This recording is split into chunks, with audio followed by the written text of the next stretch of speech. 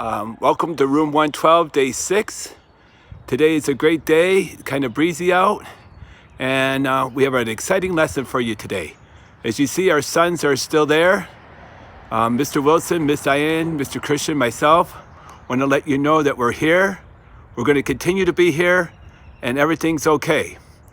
So, neat lesson, a little bit of science today, and let's find out what it's about. So we're going inside here. Going in, and all right, here we go. Sorry. And let's see what our science lesson is going to be. It's going to take us in the house into the sewing room initially. And my wife, as you know, is out here working with Mr. Turtle, where there's some good sunlight, and she's making masks for the people in the hospital, or people who are like at Miss Diane's place, who need it. And she was working on some fabric, and we're just going to collect some of her scraps of fabric that she had. We're going to take those with us, and we're going to put them in a little baggie, and we'll take those with us, and we'll use that for our lesson today. There's our bird nest, and then here's our topic for today, and it's a bird's nest. So interesting story. For you at home, I was like, I want to talk about bird's nest today. It's a beautiful spring day. And I said, somewhere in the man cave, I have a bird's nest that my daughter Katie and I had found. We were going on a nature walk one day. And I was looking and looking and looking and looking.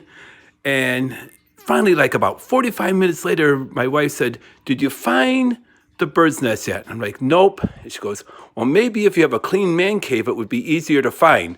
So a little hint for you guys at home: make sure your room, your man caves are all clean so you can find some stuff. So that would be my mental lesson. All right, so we're gonna go outside because it's a great day. And let's talk about birds and let's talk about birds and bird nests.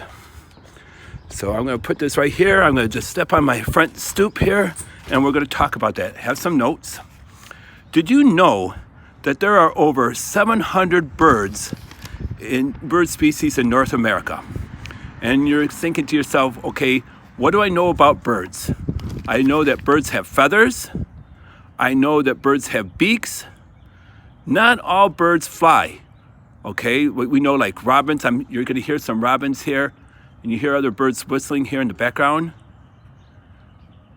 And those kind of birds fly, but birds like ostriches and flamingos do not fly. So there's 700 different types of birds in North America. And we're looking at nests, and it's getting to be springtime. And why do birds build a nest? And your answer would be, it's a safe place for eggs, and it's a safe place for young birds to develop.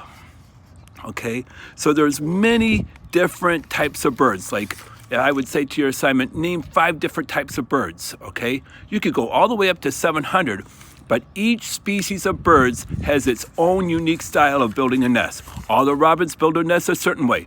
All the flamingos make their nests a different way. So what you see when you see this nest, it's a nice safe place for the birds to develop, for the moms to feed them. It keeps them out of harm's way. Where would you find this bird's nest? I might find it in a tree. I might find some of them on the ground.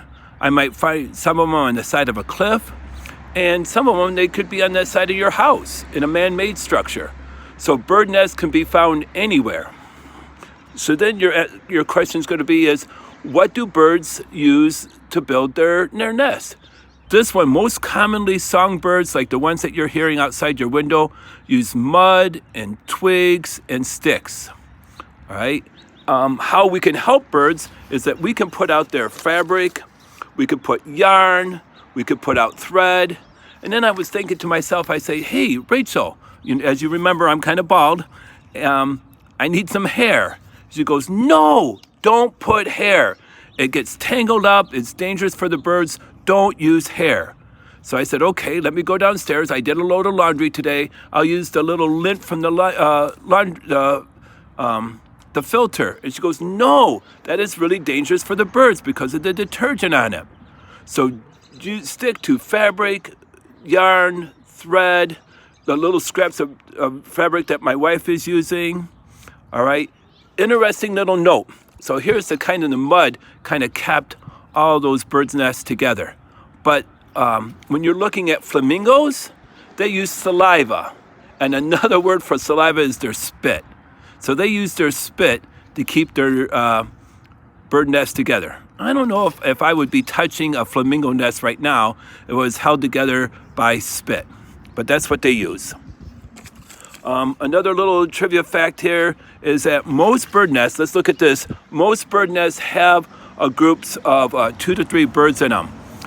If you're looking at some birds down in the Everglades, or where Miss Diane likes to live in Florida, some bird nests lay at least as many as 15 eggs at one time.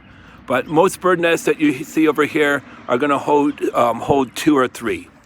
So that's just a little variety there. So then when I'm looking at this bird nest one last time here, who builds the bird nest? Whose job is it to say, I'm building the bird nest today? Most commonly in the songbirds like you're hearing, the female does it. In some species, the male does it, and in other species, both of them do it. But typically, if I was going to make a rule of thumb, where you see right there in the picture, rule of thumb is that the females build the nest.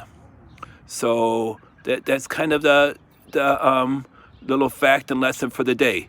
If I was going to do what is our assignment for the day, just saw a couple, a man and a wife, and they were walking their dog, and they were going for a little walk. If it's okay with your parents, maybe go for a little walk, or just be outside on your front step. We need to practice that social distancing, but if you just want to go outside for a second, when I post this, it might be a rainy or yucky day. So I would say that a really safe assignment to do is think of five kinds of birds, write down or just talk to somebody and say, hey, do the bird, do they fly or do they not fly? Perhaps describe the bird like we know all cardinals are red, blue jays are blue, and both of those birds fly. I might say penguins, and I would say penguins are a bird, and they're black and white, and they do not fly. So try to think of some different species of birds, different types of birds, and describe the birds for you. So that would be the kind of a lesson that we're talking about is talk about birds, list some birds, and maybe get outside if it's a nice day, and it's okay with your parents to get some fresh air. I hope that you're okay. Perhaps when you're going on the spring walk with your mom and dad, hopefully that you'll see a bird's nest. Katie and I were just lucky, and I've always saved this. Definitely one of the extra credit homework for your parents and that I would offer, and I got on the good side with my wife, is clean the man cave or clean your room so you don't get in trouble and you can find things easier. That would be the life lesson for today. Just wanted to let you know that this is room 112. We're getting out here. Our sons are still there. We're here. We're going to continue to be here, and everything's going to be okay. All right, have a great day.